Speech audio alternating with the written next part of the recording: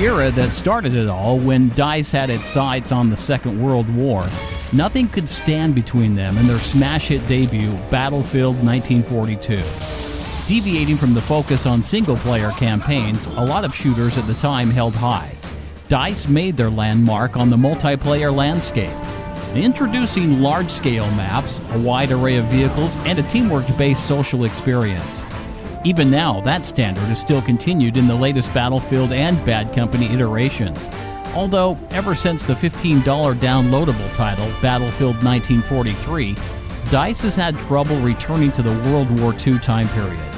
In this video, we'll give you some good reasons why we'd like to see DICE develop a Battlefield 1944.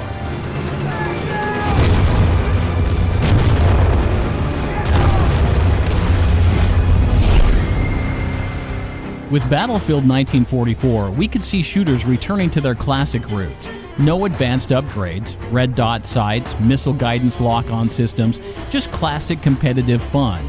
Bringing back characteristic vehicles like the American M4 Sherman tank and the German Bf-109 fighter plane.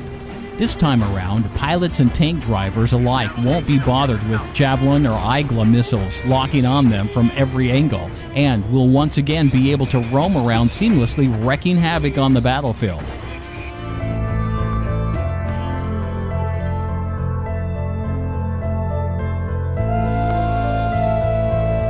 In Battlefield 1944, we'd like to see a bigger emphasis on teamwork, just like in Battlefield's second mod, Project Reality, applying Battlefield's commander mode and structured squad mechanics.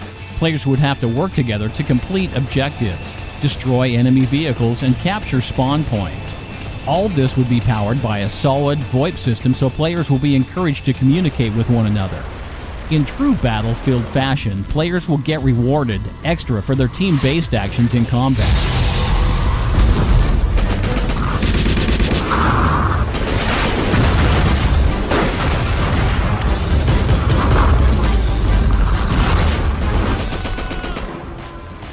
Some of Battlefield's 1942's maps flirted with the idea of different objective-based game modes, like the famous Battle of Britain mission.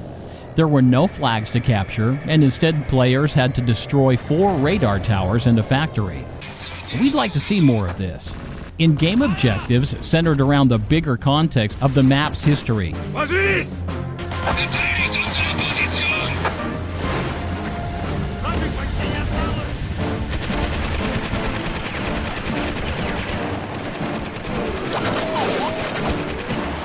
Secret Weapons of World War II is arguably one of the most creative expansion packs ever created. It featured a lot of prototype weapons and vehicles that never made it past the drawing board. Featuring these prototypes in online gameplay resulted in fast-paced, fun action. Now, the idea of taking out German fighters in the fast and agile F-85 Goblin, or making a bombing run in the menacing HO-229 Horton, has us longing for an expansion pack like Secret Weapons all over again.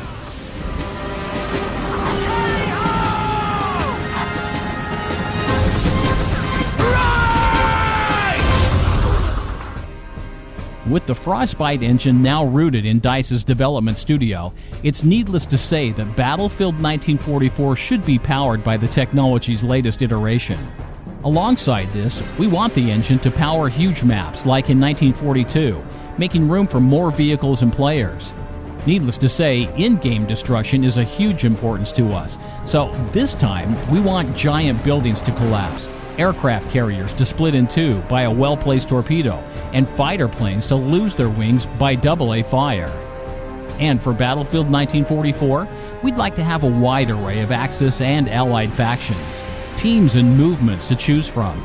Anything from the British Army to the Japanese Special Naval Landing Forces would serve for interesting fights on the battlefield. Each army would have its own set of specific skills and upgrades for in-game combat. Take the Russian Spetsnaz, for example. Their role in combat would cater around nighttime demolition or assassination operations, unlike the U.S. Marine Forces, who are more likely to fight their opponents in daytime assaults. These were just some of our ideas for Battlefield 1944. What would you like to see in a new World War II shooter? Let us know in the comments below. Join our community at BattlefieldPortal.com And don't forget to subscribe and follow us on Facebook and Twitter.